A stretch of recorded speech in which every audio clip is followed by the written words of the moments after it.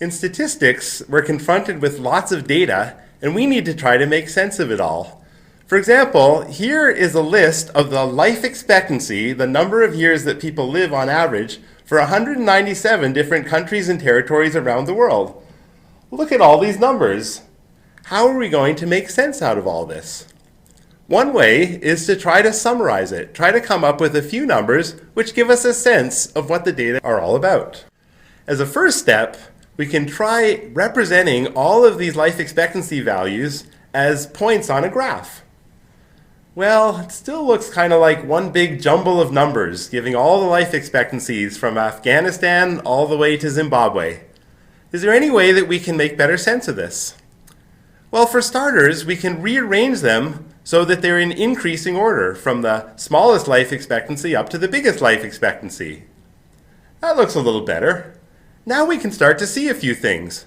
For example, we can see that the country Sierra Leone has the smallest life expectancy of just 47.8 years. Meanwhile, the country Japan has the largest life expectancy at 83.4 years. All of the other countries have life expectancies which are somewhere in between. We can also learn a little more. For example, we can look for the country which is halfway along, halfway between the first country and the 197th country. That's the 99th country, which in this case is the country Egypt. And Egypt has a life expectancy of 73.2 years. So we say that the median life expectancy is equal to 73.2 years. It means that half the countries have a life expectancy which is smaller, and half the countries have a life expectancy which is larger. So now we know about the minimum and the maximum and the median. But there's more that we can say too. For example, if we look at the country which is 1/4 of the way along in the graph, then that turns out to be the small island nation of Sao Tome and Principe. And it has an average life expectancy of about 64.7 years. This is called the first quartile, and we can say that 1/4 of the countries have a life expectancy which is less than 64.7, and the other 3/4 have a life expectancy which is more. We can also go 3/4 of the way along the graph.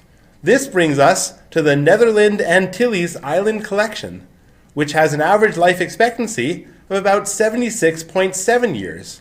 This is called the third quartile, and it tells us that about 3/4 of the countries have an average life expectancy which is less than 76.7 years, and 1/4 of them have a life expectancy which is more. So now we know the minimum, and the first quartile, and the median, and the third quartile, and the maximum. This is a lot of information, but it's also a lot to keep track of. If we want, we can combine all of these numbers together into a single display which is called a box plot. The box plot is illustrated here. We can see that it has a big box between the first quartile and the third quartile with a line which indicates the median. It also has extensions on the bottom and the top which represent the minimum and the maximum values. So we can see by looking at this box plot what is the minimum value, the first quartile, the median, the third quartile, and the maximum value.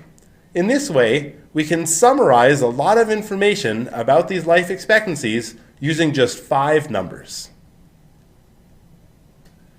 So now let's try working out an example together. Suppose here are the grades from my seminar class last semester. There were 9 students, and these are the grades that they received. How can we figure out the quartiles and median and so on for these grades? Well, for starters, let's rearrange them into increasing order. First we'll find the smallest number, then the second smallest number, and the third smallest, and so on. That way we get 9 numbers in order. Now we can see right away that the minimum grade was 68, and the maximum grade was 93. What about the median?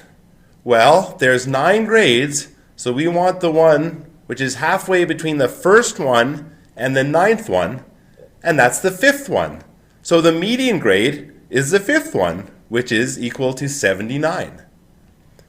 What about the first quartile? Well, for that, we want the grade which is 1/4 of the way from the first grade up to the 9th grade, which in this case would be the 3rd grade, which is equal to 74. For the third quartile, we want to go 3/4 of the way along from the first grade to the 9th grade, and that's the 7th grade, which is 88. In that way, we found the minimum, the first quartile, the median, the third quartile, and the maximum value. If we want, we can also make this into a box plot. Again, to draw a box plot, first you draw a big box which goes from the first quartile up to the third one. You put a line in where the median is, and then you put extensions to show the minimum value and the maximum value. In that way, we've made our own box plot. Now, let's try one more example of computing the 5-number summary. This one will be a little different for a reason that we'll see. Suppose that there are just 6 students' grades, which are the numbers indicated here. In this case, we can still start by arranging them from the smallest up to the largest. So we can still easily see that the minimum value in this case is 68, and the maximum value in this case is 93. But now what about the median? Well, that should be the number which is halfway from the first number up to the 6th number. In this case, that's the 3.5th number. Well, there is no 3.5th number. But no problem. We can just take the number which is halfway between the 3rd number and the 4th number, and that gives us a median which is equal to 81. Now what about the quartiles? Well, the first quartile should be the number which is 1/4 of the way along from the first number up to the 6th number.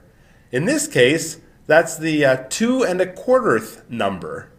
Well, there's no such number, but we can take the number which is 1/4 of the way from the 2nd number up to the 3rd number, which in this case is equal to 75. So we say the first quartile is 75. Similarly, for the 3rd quartile, we need the number which is 3/4 of the way from the first number to the 6th number, which in this case is the 4.75th number. Well, there isn't one, but we can take the number which is 3/4 of the way from the 4th number to the 5th number, and that equals 88.5. So now we've been able to compute all the numbers, just being a little more careful. Another way to see this is to draw a graph.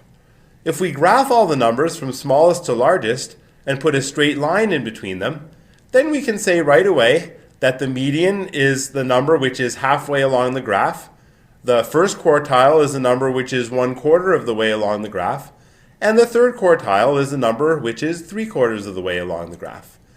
So, in this way, we see that no matter how many numbers we have, we can still compute their minimum and their first quartile and their median and their third quartile and their maximum.